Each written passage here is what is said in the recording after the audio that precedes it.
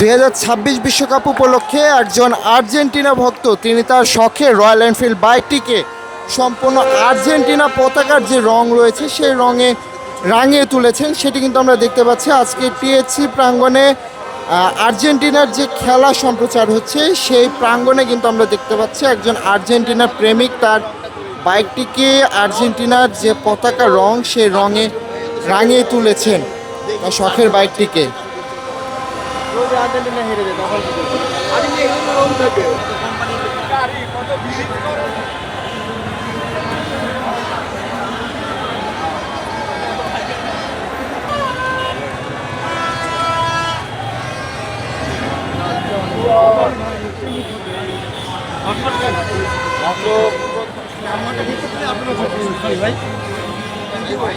যে কটা ভালো লাগে